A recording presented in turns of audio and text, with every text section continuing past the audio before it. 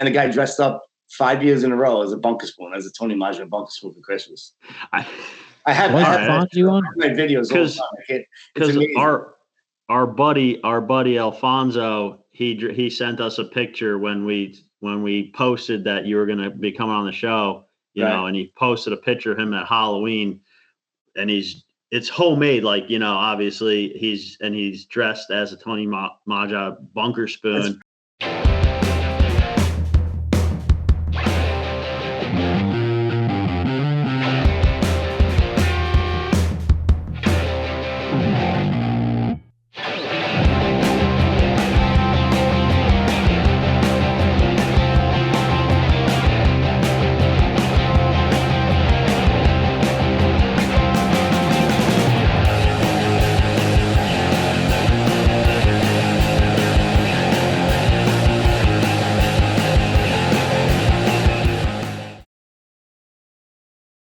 Yellow Dog Paddle. Mike Herman was apparently like wearing his Suffer for the Fish shirt, and he was carrying a fence or something, and someone recognized him in the shirt that listens to the podcast and helped him with the fence. We have to get the full story. Hey, that's community, man. He put it in his story. It's hilarious. I haven't had a chance to get the full story though. Report from Yellow Dog Paddle: lake trout, just like last week again. He had a unbelievable double header brown trout, a 19-inch and a 20-inch brown trout on the same trip. Chris, we might be able to pop a picture up of these two browns because he did send it to me. Yeah. I'll get it. A lot of lake trout up to 24 inches. He had the brown trout 19s and 20s. He hasn't fished anywhere other than Round Valley. It fell another 2 feet, so it went from 4 feet low down to 6 feet low. Says it hasn't really affected the fishing too much because the fishing's still been phenomenal. So if you want to get out and troll reservoir like Round Valley for all those different species of trout, call Yellow Dog Paddle today. He is trolling Round Valley very hard every day. And guess what? Guess who's going out with Yellow Dog Paddle this week? By the time this episode comes out, Katie and I are going to be out there with Yellow Dog Paddle trying to get her that last skillful angler qualifying species for the master angler. What is it? Grandmaster?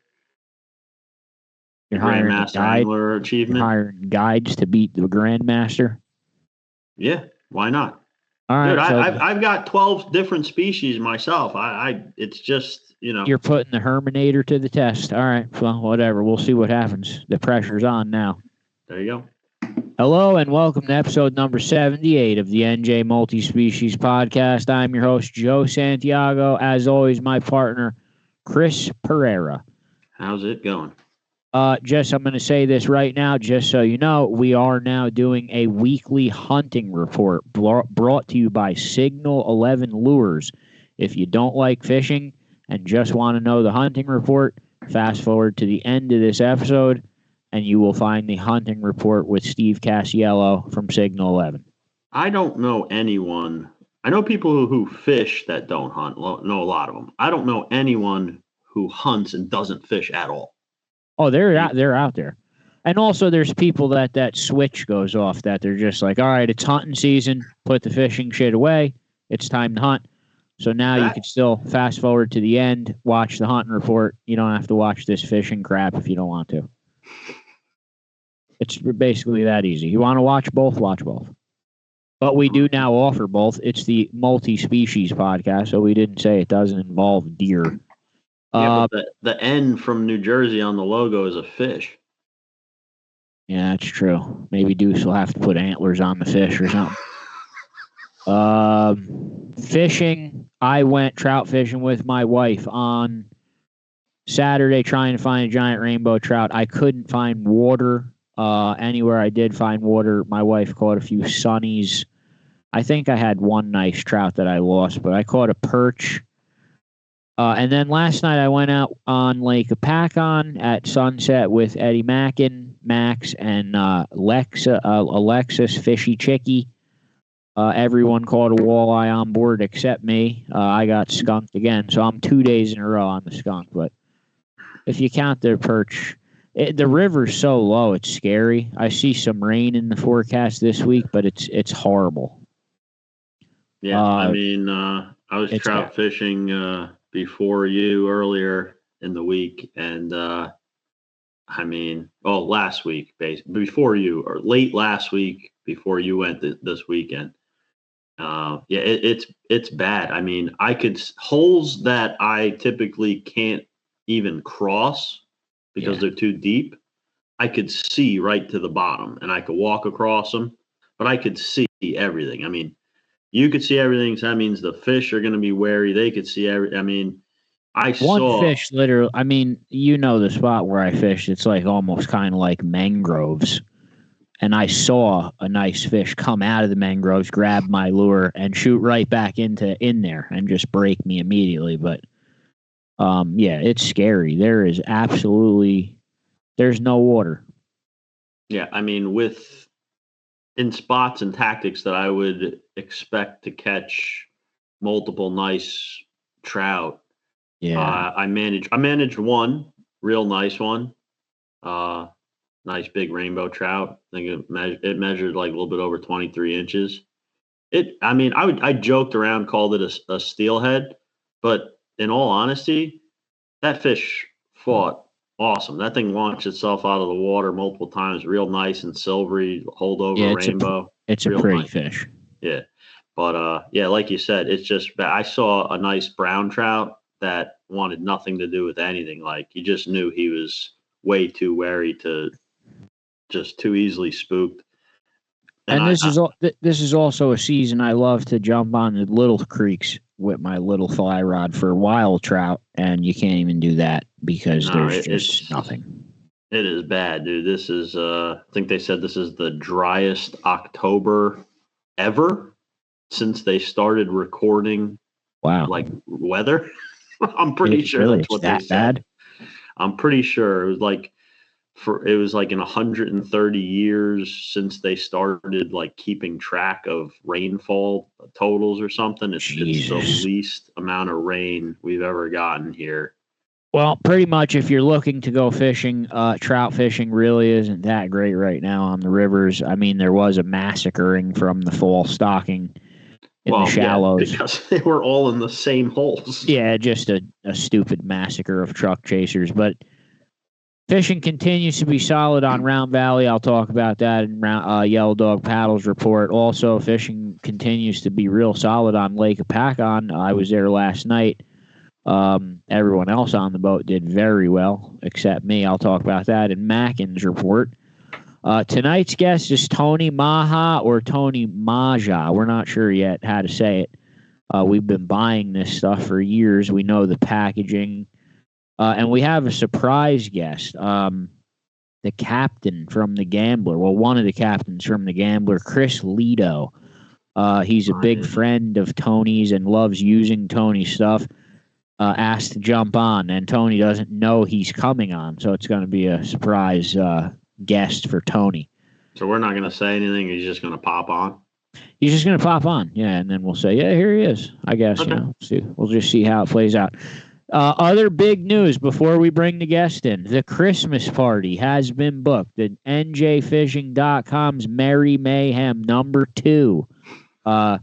This one's a lot bigger than last year. It's in a bigger venue. It's a totally different style.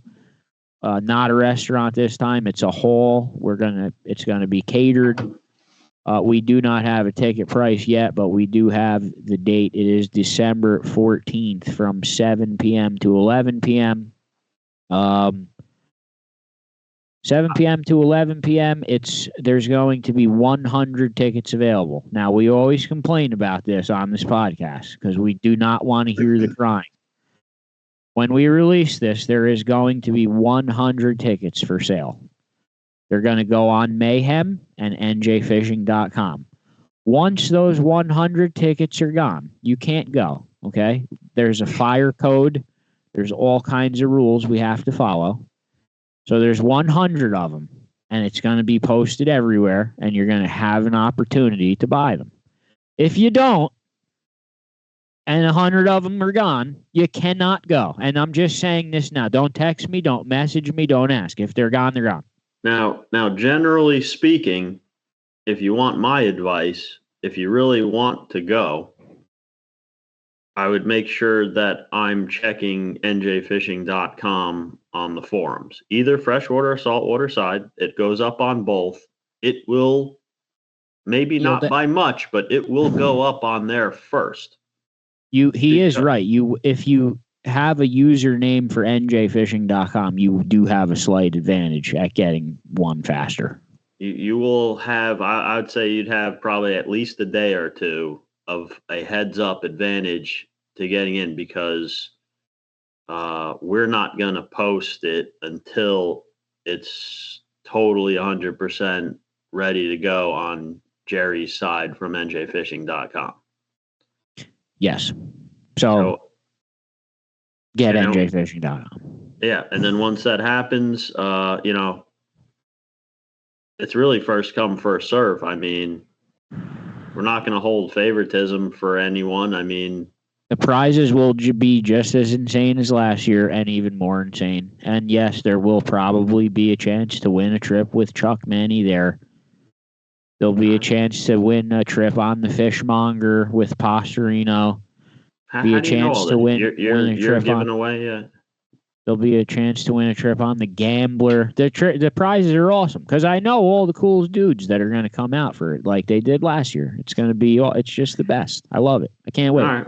Well, if you're counting on any of those prizes and they don't happen, it's 100% Joe's fault. It is my fault. Ask Jerry. If you weren't at the Christmas party last year, I'm pretty sure there was more prizes than people. No, like there was literally. No, that's legit. You honestly, you had a better chance if you bought. And I won nothing. Chris's wife won 17 trips, and I won nothing. Not one thing. Nothing. Sorry, dude. What do you want from me? I mean, and then. The best part, I have to tell this story. Toggy Time Jigs, for some reason, doesn't know I exist. And I've met the guy. He's coming on the podcast. He constantly mails all the blackfishing jigs to Chris's house. And I get like the leftovers. Whatever Chris didn't want, he'll throw to me. I get nothing. At the Christmas party, Katie, she wins a bundle of Toggy Time Jigs, like more of them, to go in with the ones he already has. I still have nothing.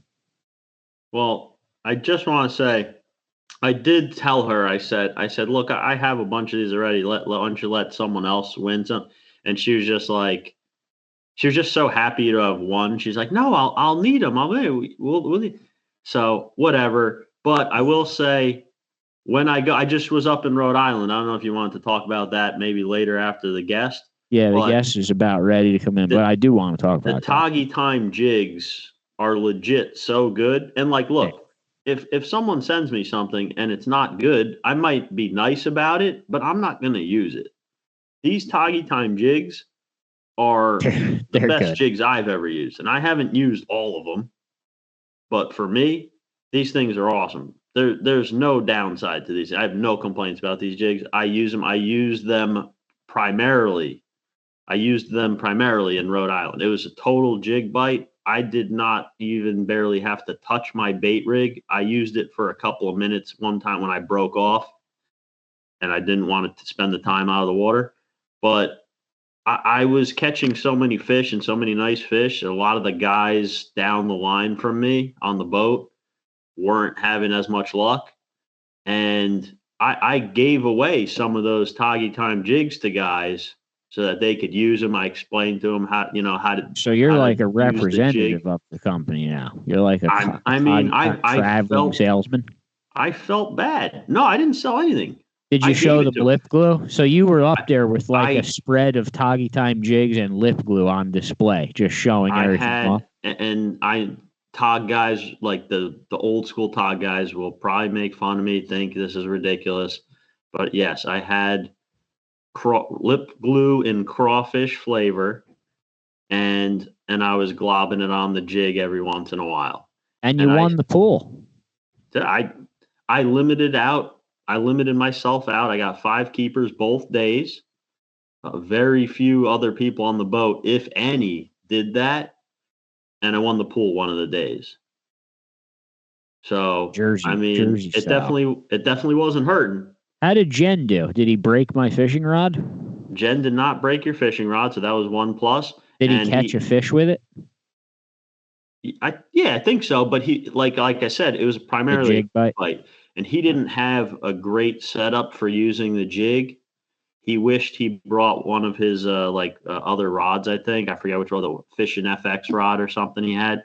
So he didn't have my backup jig rod. I let him use it. It's not great either. It's too short and it's a little too fast, but it was better than what he had, I think. But he also is pretty new to using a jig for tog, so it was a learning curve for him. But he took the shortcut on the learning curve. He picked up. So Jen knows how to fish. Yeah, he knows how to fish. And plus, I want my rod back, Jen. Did he bring his fancy cooler with him? Did he bring his new fancy cooler with him that he won? No, it was too big. Too big? He said it's too big. He said he hated Jen, if you're watching this, I want my rod back. All right, we're going to cut now, get the guest in here. Eddie Mackin's Rippin' Lips fishing trips. I went fishing with him last night.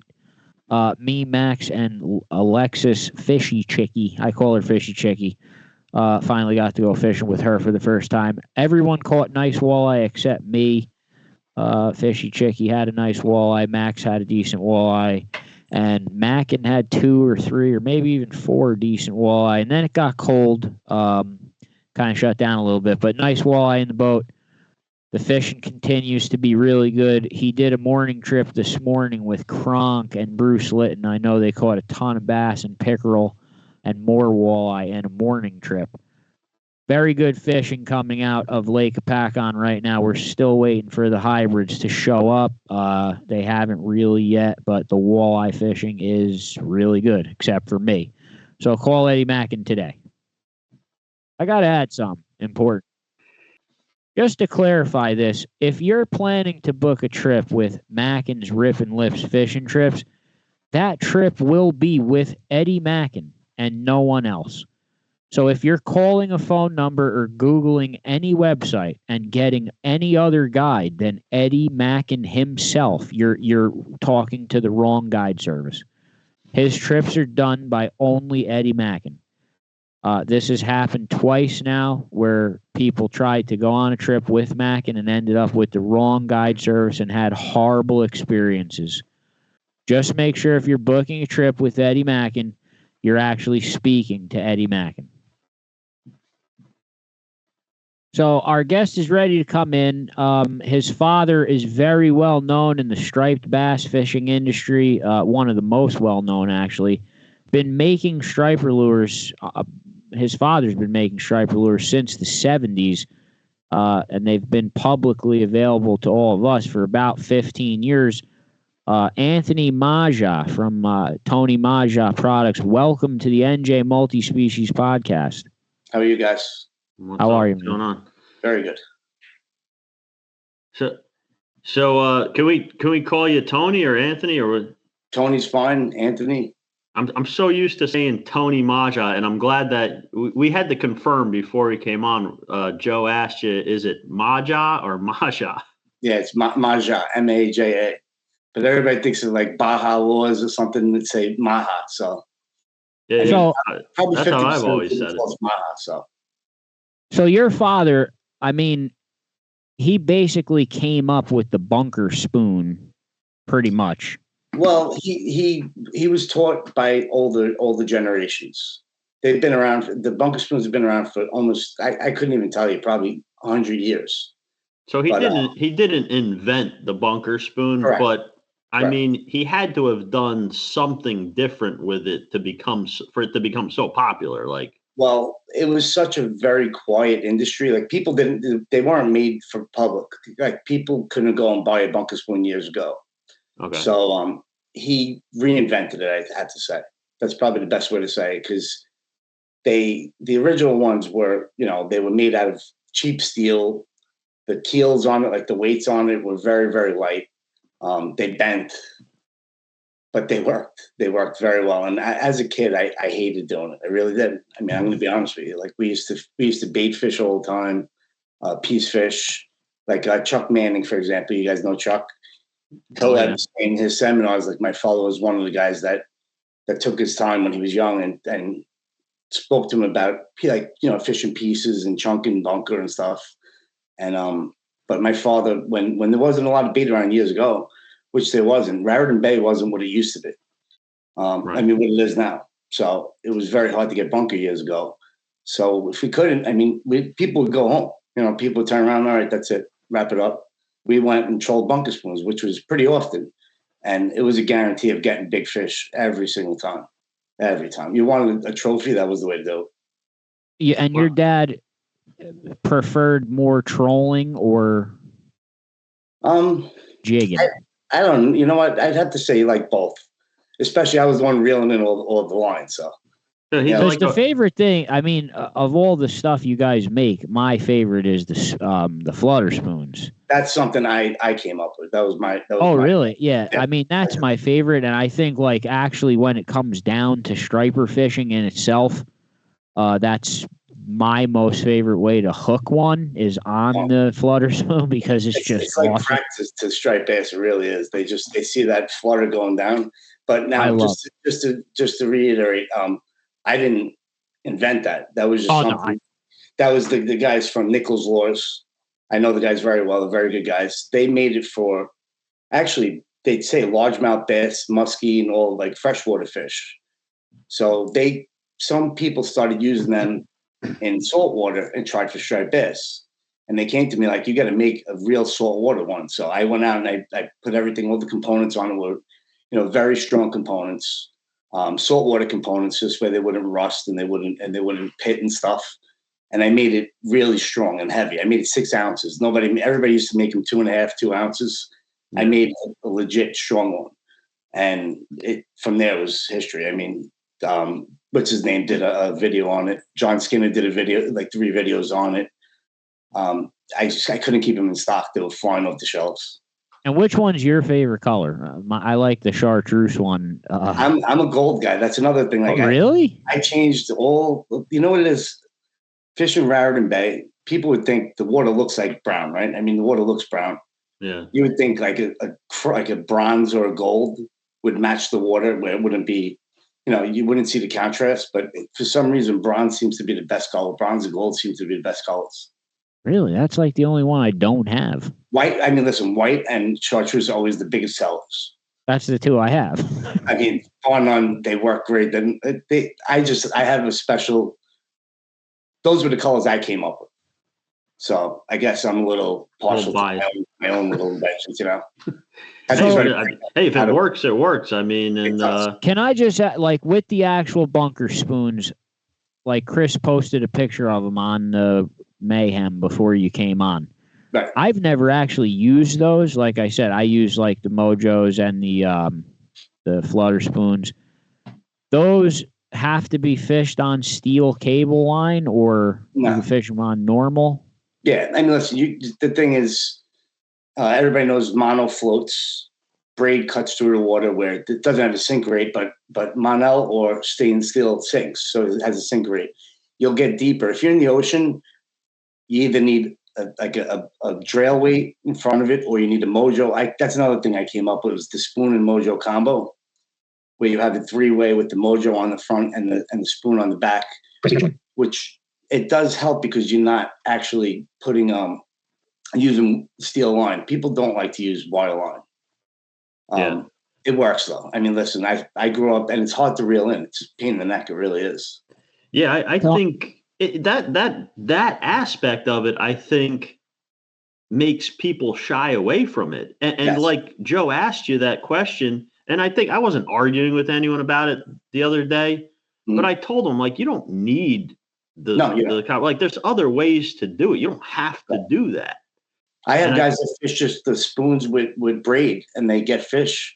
I mean, the thing is, like with the wire, it's a science. You know exactly. My father used to know exactly where that spoon was. Yeah, we would use 300 feet of wire and put the spoon on, and he would say, if we always fish Raritan Bay. That's where I grew up in Staten Island. So, and if we were in 20 feet of water, come like 30 to 20 feet of water, he would say 3 cranks to reel it up off the bottom so we don't snag the bottom. He knew exactly where it was. And if I didn't do that, we would snag bottom. Like that, it's a science. It legitimately is a science. Like I mean, he's amazing. I still to this day can't imagine how people get so good at things. I really don't. Well, Tony, I have to surprise him now, Chris, because I can't keep him sitting there. We have a captain that wanted to come on and praise your product, and that knows you. We have Captain Chris Lido from the Gambler. No way. We have Chris Lido, Captain Lido from the Gamblers here. He's actually known Tony for a while and used his products. Chris, how are you? I'm doing great tonight. Surprise! It is a surprise. Oh my God. Yeah. So we've done how many trade shows together and talked ad nauseum, right? Yeah. And every one of them, I'm always happy to see you, my man. Definitely. And I got to fish with your father on a couple of occasions, and I have seen the whole system, because it's not just the spoon, it's the whole system. So I love the story of how it started. Did you get a chance to tell that from the very beginning, Ant? No. It really is an amazing story. Yeah. Well, I mean, it started when I was younger, obviously, but my father used to make his own spoons, and we always had, whenever I'd fish with my father, we had 2 spoons. Like, people always, oh, I need green, I need white, I need purple, I need pink and gold, and the colors make a difference. They do make a difference. But I would be sitting on the side of the boat with spray paint, and spray paint. If somebody says, "Oh, green's working," they would call them on the radio, jump in, spray paint it, wait 2 seconds, throw it in the water, start fishing, boom, fish on. It would bend a little bit. We'd have to rebend it back, throw it back in. It's amazing. Like, people, the times have changed so much, but the fishing really hasn't. And the fish, I probably caught the same bass 40 times on one spoon. You probably catch the same bass. I mean, if you could fool them every single time, you got something that works. You really do. Yeah.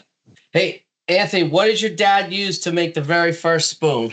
Well, I was showing them. Actually, Chris, I actually brought it with me. I figured it would be a nice. Did you? Yeah. Did you? So this is one of the original spoons that was made out of the stop sign. That's it, right there. A stop sign. That's crazy. He was a police officer back in Brooklyn and Staten Island. And they used to get, I mean, I don't think he took a stop sign off the street corner. That'd be pretty bad. That'd be fun. I would hope not. I mean, How many fish did that piece of stop sign here? I could not even tell you. We have to have 2 of them here. These things have been hit and mangled so many times with the fish. And this one too. Like I said, one was green, one was white. We spray paint. That thing belongs in a fishing museum. It really does. And you know what? If I put it on a hook if I put it on the line right now, I guarantee we would catch fish on it. Guaranteed. Yeah. Guaranteed.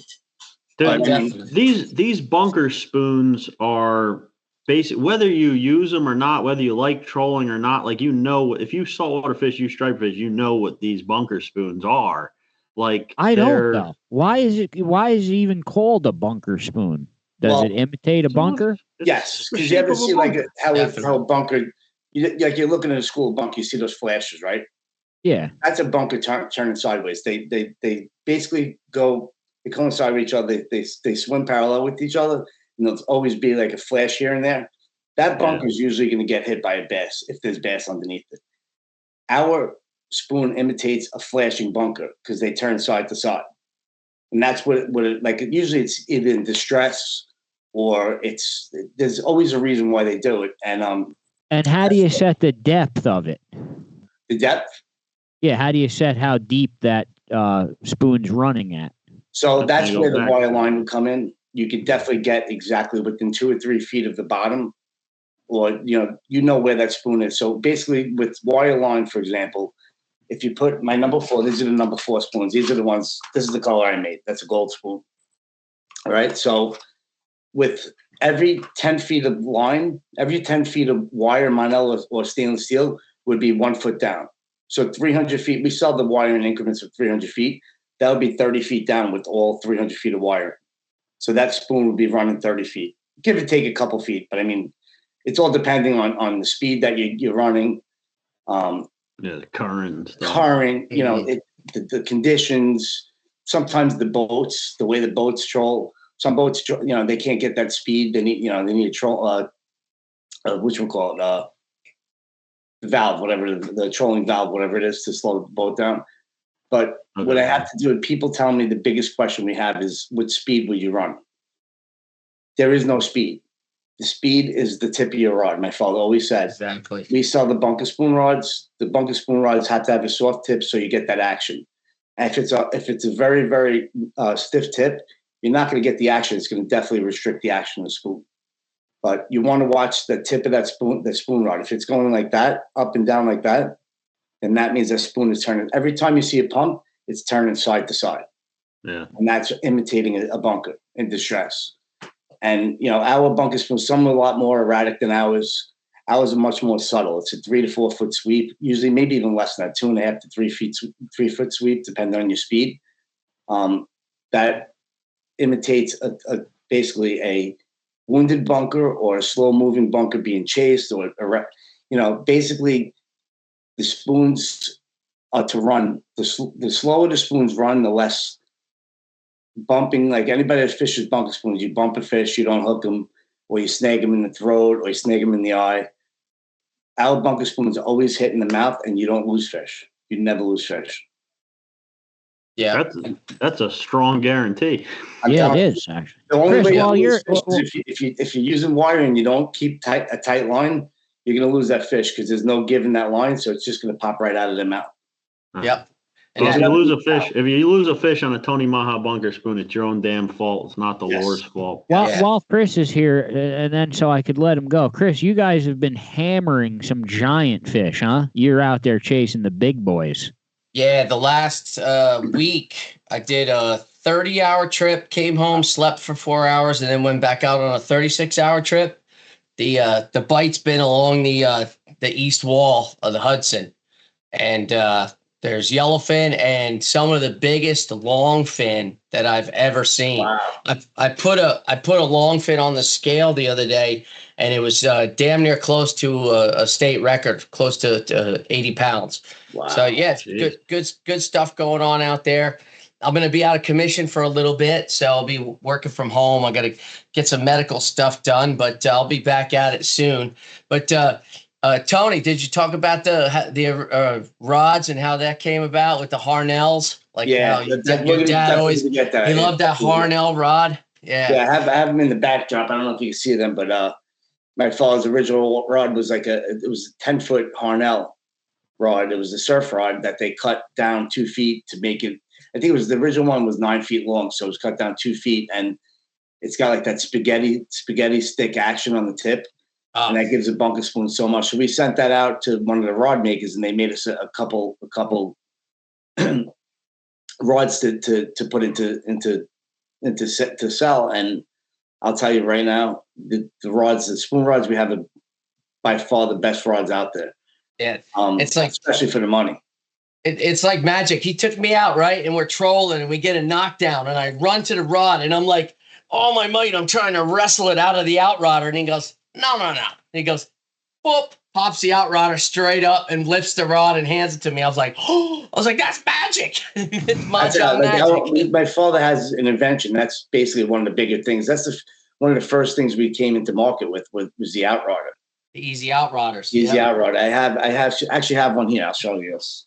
Yeah, it makes it so much easier because, when you got 30, 40 pound bass, like, on that spoon and the wire and everything, like you think a hybrid's bad trying to wrestle it out of the rod holder, but when you got that much weight on there, the rod holder just lifts to vertical and you lift the rod straight up and out. How come Chuck Manny doesn't have these? Why do I have to wrestle his rods out of the rod holder? Does Chuck know about these? So these are this is basic. Chuck knows. I think he knows about them. I'm supposed to go fish them in a couple of weeks. I'm going to bring him a pair anyway. So. But, if you're fishing, the rod is sticking out this way from the side of the boat. That's to stop, it's going to give you a spread. It's going to give you, if you have an 8-foot rod that's 8 feet that way, 8 feet that way, and then the beam of the boat. So you could, sky's the limit. You could fish 4 more rods in the middle, whether it's Mojos. We used to fish 4 spoons sometimes, which is tricky. It's a little tricky. I'd be careful doing that. But so when a fish is on, all of these outrodders are fixed, right? Most outrodders are fixed. They're fixed this way. So when the fish is on, you pop it straight up, pick the rod out of the rod holder, and boom, you're fighting the fish instead of trying to pull it out and trying to get it out with all that pressure. Yeah. Is there there's like a latch on there, or it just automatically pops? There's a latch. Okay.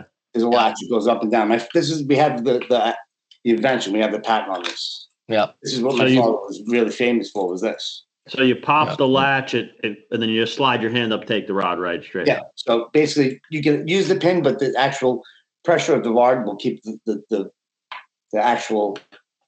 It's that's not gonna help you, Joe, when the rod up on top on Chuck Manny's boat goes off and you can't reach it because that's the worst. Well, he's got all the plane boards and stuff, so he's got that thing down to. I've fished like that. That's crazy. He's nuts. Yeah. One goes off on his boat from an expensive hobby right there. We need to invent. Rods goes off from the rocket launcher, dude. I can't get it. I'm literally, my feet are off the ground. I'm hanging from the rod. We have to pick them up like a little child to reach it. Oh. But these also, the main thing that these lock into the pin in the rod holder so they won't pop out. So many rod holders, you go to lift it out and the rod holder drops right in the water. Right. And these things, nothing's cheap in these days, so you don't want to lose it. So this will lock in and they'll never come out. It's stuck in the rod holder basically. So. And there's safety tethers too. You put this. And we have safety lines, which I'm going to definitely bring those for Chuck. He's definitely going to need a bunch of those. Chuck will probably like those.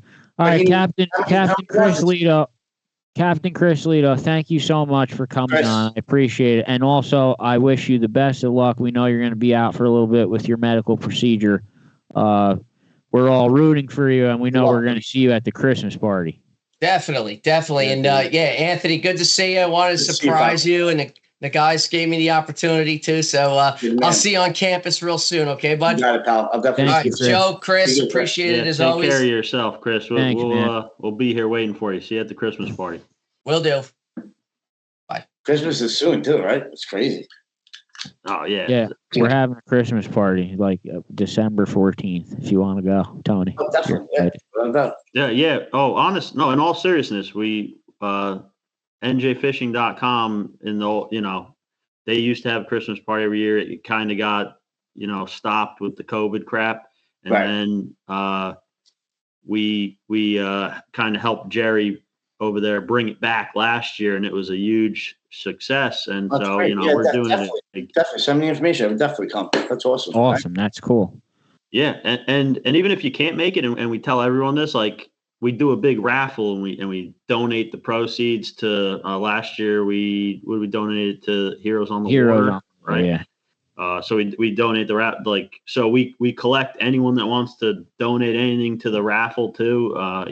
Put all that in a big. I'll send you guys after we speak. I'll send you guys the next set of outrunners and stuff to donate. Sure, that'd be awesome. It would be awesome. I gotta make this awesome raffle. Yeah. Hey, wait, before we let you, are you letting him go already? Well, it's up to him. You got a couple more minutes? Yeah, plenty. Yeah. Because I just wanted to ask you. So I noticed. So you had the old original spoon, right? And then you had one of the new ones, the gold one. They're a little bit of a different shape, right? Or am I? It's like if you look at them, I mean, it's like night and day. If you want to check, it's definitely a wider shape. If you hold them up in front of you so you can see it, like, you can really see the difference. It's like a much wider. It's about the same length. What's the reason for that? Is it like an update that works better? Twice the weight. It's about twice the weight too. The thickness of these things. I've had people try to bend them, like in a vice grip. You can't bend them. So anybody, I used to tell people, if you have a bent spoon from a fish, I'd always replace it because I knew they would never bend. I mean, people have caught 400-pound threshers and they won't bend. So unless you get a monster giant tuna hit it, I don't think the thing would ever bend. But you probably bend the hook before you bend the actual spoon itself. If it gets like wedged in the net with the fish and he thrashes really hard, it still usually won't bend. And people, the biggest thing, people pick up a fish like this. Like they'll pick up a fish like that. These spoons would probably break, and a lot of spoons on the market would snap in half. Yeah, you could hold that up with a 50-pound fish; it would never break. It would never. And indestructible. And I'm not just saying that because they're my spoons, but I'm telling you, they are. I've tried everything. Ran them over with my car. Hey, I mean, man, dude, if you're saying it, you sound like the kind of guy that's going to stand behind it. So I've had people like they come up to me at the shows like, "Oh, I got a bent one. I want a new one." I said, "Bring me the spoon. Show me where it's bent, and I will give you a brand new spoon. In fact, I'll give you 10." And he would come back and he'd be like, "Look, it's bent right here." I'm like, "Look, every one of them had that little crevice, so that's not bent." I would give them part of the spoon. I mean, people just the young kids, but it's fun. I always played with people like, there's no way you're bending that with a fish. I love how you just call them out and be like, all right, I'll give you 10 new ones if you bring. I told him, I said, I'll give you 10 new ones if you bring that spoon in tomorrow at the show. And he brought it in, and it wasn't bent, but I gave him a couple spoons anyway, just for trying. Oh shit! I almost just spilled my bobber. What are some? I know. By me, I'm able to get a lot of your stuff from Tackle World. Yeah. Are there other Jersey stores that that carry your stuff? Tackle Direct. Every mom and pop basically has it. Dick's Sporting Goods down in AC has it. A lot of Cabela's Cabela's and Bass Pro Shop down in AC has it. All the Dick's Sporting Goods in New Jersey, Connecticut, Long Island. Long Island doesn't have any Bass Pro Shops, unfortunately, but they all the mom and pops have it up and down the East Coast. So that's awesome. Hey, one last thing before you can find a way to get it. They're everywhere. So oh yeah, for sure. And I have a website, but I don't promote the website. I just tell people, go to support your local tackle shops. Yeah, you'd rather buy that way. Yeah, those are the people that keep me in business. Right, but if you can't find it at a local tackle shop, then you can go to my website. Right. I have to have a website just in case. So. Real quick, have you ever seen, I have to bring this up, have you ever seen someone for Halloween dress up like a Tony Maja bunker spoon? It's funny you ask that question because I have pictures of people. I have a picture of a guy that got a bunker spoon tattooed on his arm. One of my bunker spoons said Tony Maja and a bunker spoon. And then a guy dressed up 5 years in a row as a bunker spoon, as a Tony Maja bunker spoon for Christmas. I have my videos because our buddy Alfonso, he sent us a picture when we posted that you were going to be coming on the show, and he posted a picture of him at Halloween, and it's homemade, obviously he's dressed as a Tony Maja bunker spoon. It might be the one that's my videos. Can we pop that up right now? I'm gonna pop it up here. I can't pop it up so that you can see it now, but you'll see it in the episode. Okay. But I gotta be honest, Joe, I don't know if you agree. To me, he looks like a chartreuse hot dog with feathers hanging off his balls. I thought he looked like an avocado cut in half with the pit in the center. But he is a bunker spoon. That's pretty funny. Is it with tinfoil? The hook's made out of tinfoil? I don't know if you can see the hook in the picture. I gotta look again, but it's just it's a big picture. Yeah. I have him in all my videos. I'll send it to you after we get off this. But it's amazing. The guy actually looked like a real bunker spoon. He really did. Tony, I want to thank you for taking the time to come on here and talk to us. Tony Maja Products. As he said, you can find it anywhere.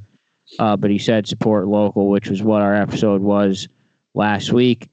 Hopefully we'll get to fish with you eventually. Hopefully we will see you at the Christmas party. That'd be awesome. You will for sure. When are you going with Chuck?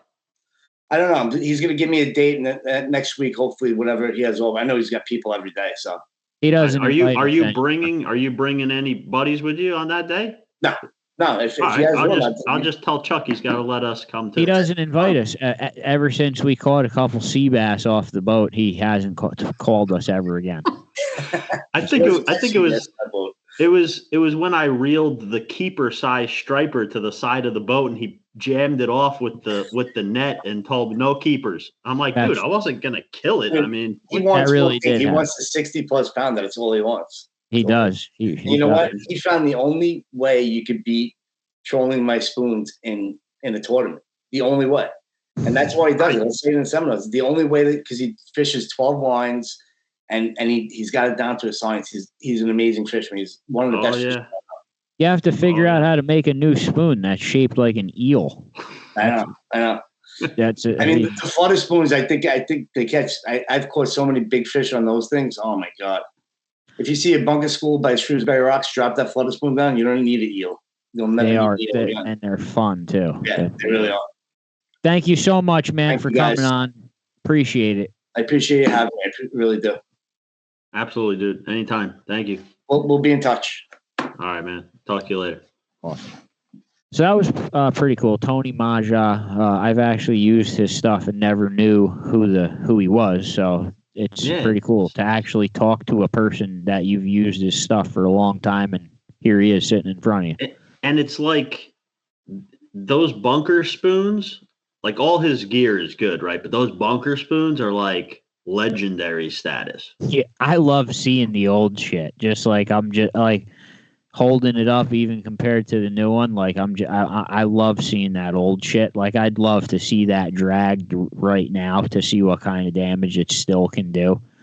It's just cool stuff. Yeah. I'm just a fishing nerd, I guess, but. We'll be back next week with I don't know who, because my calendar's not flipped to November yet. Who is it? Oh, I got a calendar right here. I didn't fill it in, so I'm going to go to my phone calendar. Wow, he doesn't know. I do know. I didn't update the written calendar. Calm down. If you knew, you'd be saying it right now. All right, so I do know, and I'm going to say it right now if you shut your mouth. So we've got Peter Clark coming back on.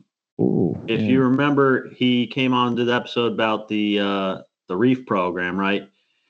There was a couple of things that he wants to touch on, like added on from last time that we didn't really get to. He wants to get a little more in depth. So yeah, he wants to go a little bit more in depth, bring up a couple of other things, and and it was interesting. So I'd like to talk to him more.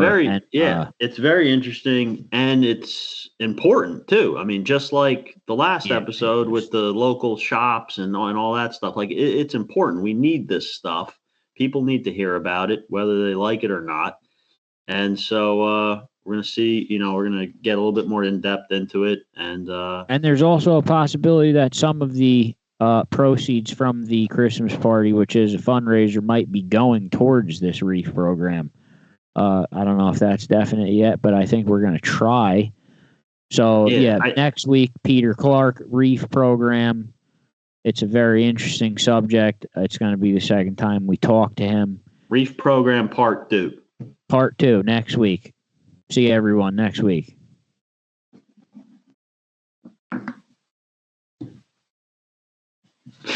Are we back on? Because I forgot. Suffer for the fish. There we go. All right. We got Steve from Signal 11 again for the weekly hunting updates. What's up, Steve? How are you guys? What's up, Steve? Oh, good to see everybody. I'll jump right in. I'm receiving text. Most people don't even know that I'm really doing this yet, even though we did it last week, and hopefully we continue. But just to bring you guys an update on basically the feel for what's going on out there in North Jersey. And the reason I say North Jersey is because I'm going by information I'm gathering from customers through text and stuff and pictures and things. Now, wait, real quick before you go on, just so I understand, and someone else might have the same question, is it kind of like fishing with, like, because it's based on the weather, where South Jersey is kind of like a little bit behind, but coming up on the same type of stuff that North Jersey, or is it different?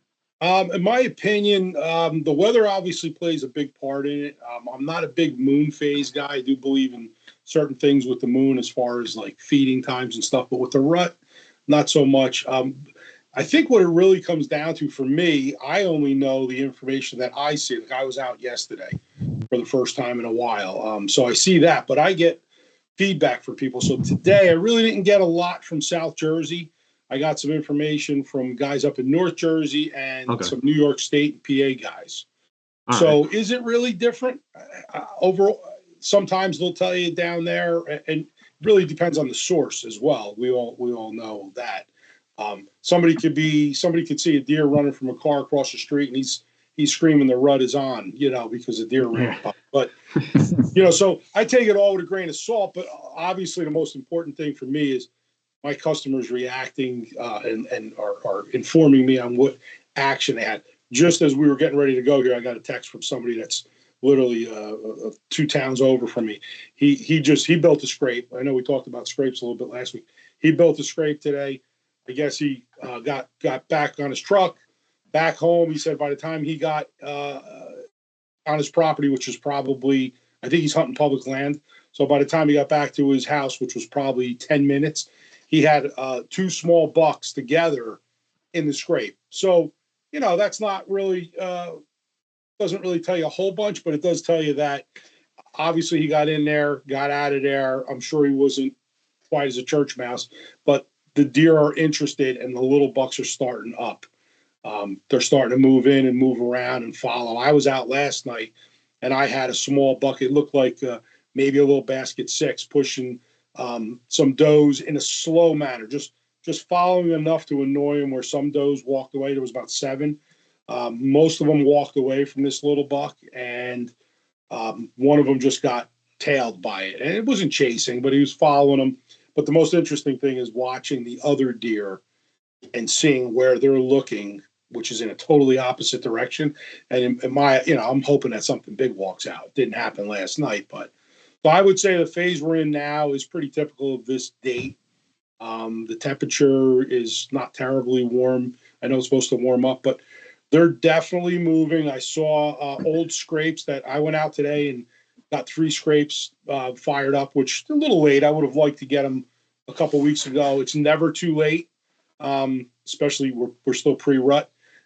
So yeah, I saw some action in the woods, saw some rubs and some saplings and some smaller trees. And so the scrapes and the rubs, when you start to see that this time of year, it's pretty normal. I think after Halloween, it really ramps up quick. We actually saw it this morning for the first time on our camera. We saw, we've seen nothing real like significant, but this morning, right, Chris, at 5 a.m., one of the baited stands, we saw a doe walk by, and she never stopped to eat. She was just going by, and 4 minutes later, a pretty massive buck walked right on her tail, following her. Probably didn't even look at the bait, right? No bait. Neither one of them stopped at all. And it wasn't like what you're saying. There was no chase. There was no run. It was a 4-minute interval, so it's obviously kind of slow. But he's moving her, definitely. Yeah. Yeah, and that's, obviously. So let me just ask. Now, me and Chris, we're planning to hunt this coming weekend. What's the best Signal 11 product, because I have all of them, to approach that situation this weekend? Well, I think what I would tell you is right now, and I think we talked about it briefly last week. Right now, I have quite a few people that are starting to transition toward the tramp stamp, which is my estrus scent. But the majority of my customers that have been using my product for years are still sticking with freezer filler, because all they're looking to do right now, we haven't hit Halloween yet. We're very close. They're looking to just keep bringing does in. The more does they bring in, and anybody who's used the product knows it doesn't alarm them. It's a curiosity scent, brings them in. They'll investigate it, and then they'll move on. That's really, I got up from New York, not far into New York. I got a text today from someone that he said he had in the last 2 days about 15 does come through and investigate it, and only 2 smaller bucks. But that's really where we're at right now. We're trying to, some guys only hunt the does, whether it be with bait or whether it be with a curiosity scent. So this weekend, you're at a point now where I don't think you're really going to go wrong. You use a dominant buck scent, and there happens to be a big buck there that's not really looking to come out yet because nothing has gone into estrus yet. That can definitely draw them out. So I would say the go-to right now is probably freezer filler, and you're starting to lean into the tramp stamp. By next week, I can tell you by the stores report back to me what is moving and what the feedback they're getting. So the freezer filler into the tramp stamp. I always, no matter what season or whenever it is, I always have freezer filler out. Like, that's my cover scent. Freezer filler is always out. Just at eventually a point, I'll add the scent wicks out with the tramp stamp, but I don't go hunting without freezer filler at all.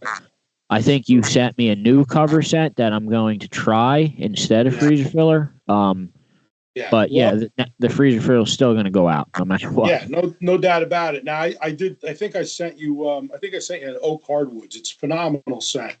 Okay, cool. Any kind of cover scent, like a lot of guys use cover scents. You're using freezer filler as a cover scent. We actually, I think our stand is in like oak trees, isn't it, Chris? There's acorns everywhere there. Yeah. Yeah, so that's probably perfect. Well, that cover scent that I mailed to you, that hardwood oak scent has a bunch of different hardwood type odors that you'll have in the natural, woods, and it really is.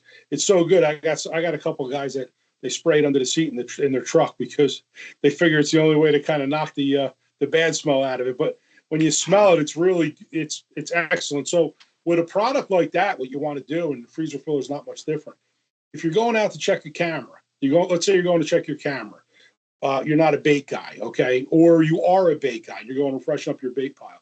A great thing to do is take that cover scent, whatever it may be. It may not be my product, but whatever you're using as a cover scent, take that with you and apply a little bit in the area. So what I do, for example, I sell a cedar cover scent. I also use a cedar bug spray that's manufactured by somebody in Jersey, and I love the stuff because it works great for keeping away the early seasons.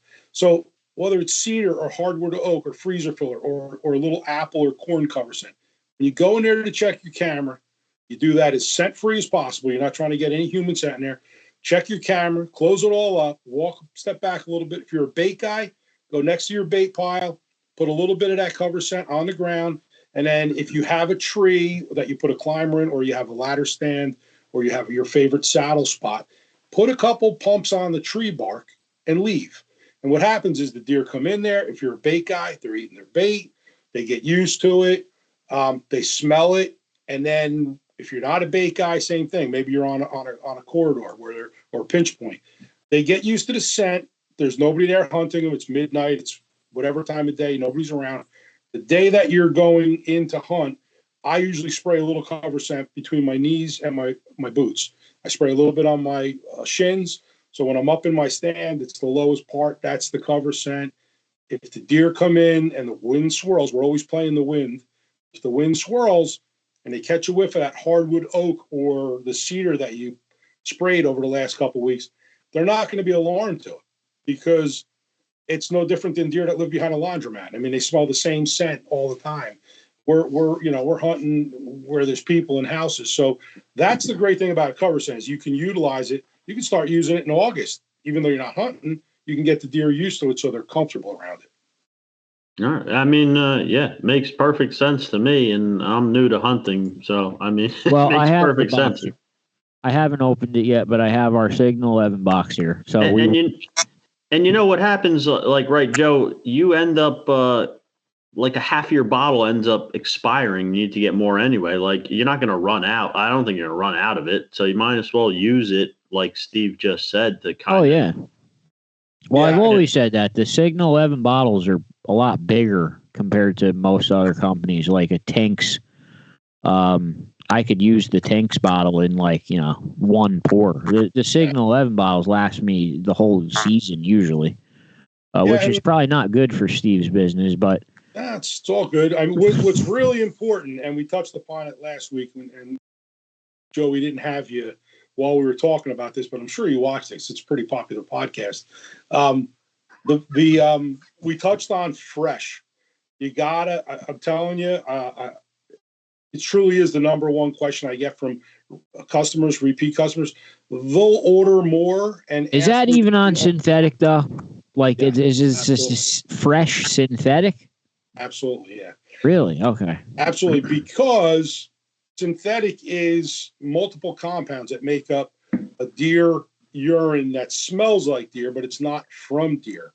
So there are things in that synthetic that can actually go bad. I mean, they're compounds that can definitely go bad, and they do go bad. And really, like I was saying last week, a lot of it has to do with the plastic bottles. It's very difficult to put stuff in glass these days, but even in a glass bottle, the glass doesn't leach the scent. The plastic will leach into the scent after a year, especially if you got it in your truck, you got it in your backpack, and in your garages. You get it. I think Halloween is supposed to be like 80-something degrees.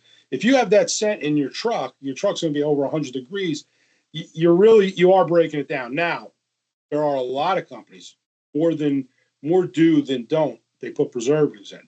Preservatives will kill anything in there to keep it from going bad in a rancid sense. But we don't use any preservatives in my natural or my synthetic because the deer don't respond well to synthetic scents. So my stuff has no preservatives. $12, whether it's mine or somebody else's. Find out what's in it. If it doesn't have preservatives, you definitely want it fresh. If it has preservatives, you probably don't even want to use it because you're going to get better results out of truly fresh stuff with less stuff in there that is not natural in the deer woods. Yeah, that makes sense too. I mean, you don't have to put the ingredients on the bottle, right? Because it's not a food. So these companies can, who knows? You got to do a little bit of research to find out what's in them. Exactly. There's no deer lures that are patented because you have to lay out your ingredients in a patent. 99% of the deer lure, whether it's natural or synthetic out there, if it's a large company in every box store, majority of it has to be synthetic because there are not enough deer farms in the United States of America to supply every Dick's, Dunham's, Walmart, every shelf. It's impossible. So those are the big ones. If you go to the small companies, 99.9% of the small companies are putting either natural deer pee in a bottle or they're putting a synthetic deer pee in a bottle with nothing else. That's the majority of the deer companies that are out there, large and small. With mine, I have my own little proprietary blend that I came up with 17 years ago. That is really what has set my stuff apart from everybody else. So my stuff is really considered a blend. I mix different things in there, and that's really what really enhances it to another level. Yeah, well, I mean, Joe and I were convinced a long time ago. I mean, that's basically how we met you. We're convinced your stuff worked. We've used it. It's worked enough times that we were sold on it way before we started doing this. Well, Joe was before we started doing the podcast, and then I learned to hunt with Joe from Joe. So, and right. I saw it with my own eyes. And so, Steve, this was great again. Hopefully Steve's back next week and we're talking to him about the giant buck that we got. And that'd be great. Yeah, next week, I would imagine by next week we're going to be in a much different phase. Absolutely. It's going to change a lot in the next week. So hopefully you'll be back next week. And remember, this episode and this report is not going to come out until the day after Halloween, just the one day after the Halloween. And like Steve said, it's going to be quick when it transitions, right? So, absolutely. Who knows? And just, make sure, and a lot of guys know this already, and women out there that hunt, a lot of hunters know this. Play that climate change. You get that temperature drop. You get rain at the change. The rain stops. The 80-degree Halloween goes down to 50 the next day. You got to be in the woods. And the biggest thing to shooting that bigger deer than you've ever shot before is really letting the smaller one pass you. And it's not so much from a QDMA standpoint, but multiple times myself, my son, many people I know have almost took a deer that maybe didn't give them a great angle or whatever. They let it go, let a buck go. And within a minute, out comes the one that they can't believe is even in the woods. So everybody's going to be in that position by Halloween because that's when they really start to move. No, I don't know if Uncle Ted would agree with that, but. No, he wouldn't agree with it. I've had many conversations. I've actually I've FaceTime with Ted in the stand while he's in the stand.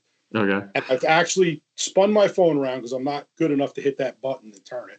And I've showed him what's in front of me, and he'll be like, "Shoot that son of a bitch! Shoot it! Keep it! Hold the camera!" I'm like, "No, wait! I don't want to ruin this sit. I'm waiting for something." He's like, "Just shoot it! Don't worry about it." Like he's. And I got to bring this up real quick. Speaking of Ted, I got him. Somebody gave me a magazine today. It's from 1992. It's actually a magazine that Ted apparently used to produce. So I was just going through it, looking at it, and I was talking to him about 15 minutes before we got on. And I just asked him. I told him I was coming on to your show that he did, and he threw out there something that he did in New Jersey, and I thought he was going to talk about a concert at the Meadowlands or something, but he was telling me that. In the 70s, the late 70s, and then the late 80s, he met multiple times with our Fish and Game to discuss with them why implementing the bear hunt was so important. And the crazy thing, So he met. So I said to him, "You met in New Jersey?" He said, "Yeah, we met at that place, the Sportsman Center." So the funny thing is, Sportsman Center is gone now, but. The crazy thing is that the magazine that I was given today, which is from 1992, I opened it up, and I find this in there. You can't really see it, but in here is Ted's itinerary, I guess, for a month and a half.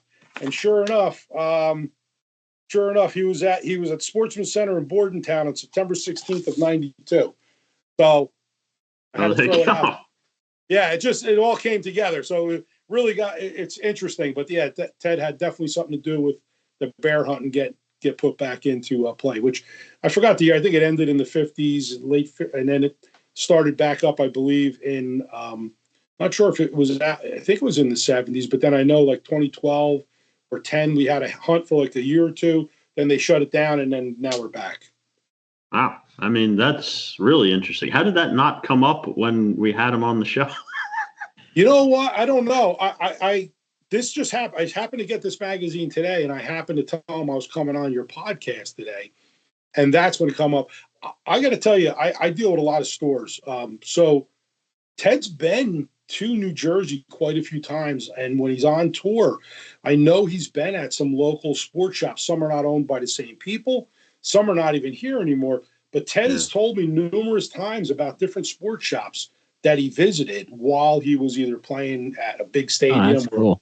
I think he did something at Waterloo once as a guest for somebody, and I think he stopped in Stokes. So yeah, there's a lot of those stories. I know somebody that was kayaking or not, actually canoeing somewhere up in High Point, and Ted was on a canoe.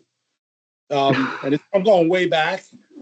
Ted was, but yeah, I mean, I never really asked Ted. I don't ask him all of those stories, but he's got a mind like a steel trap. I mean, he knows dates and he knows numbers and everything. He doesn't forget it. But that's awesome.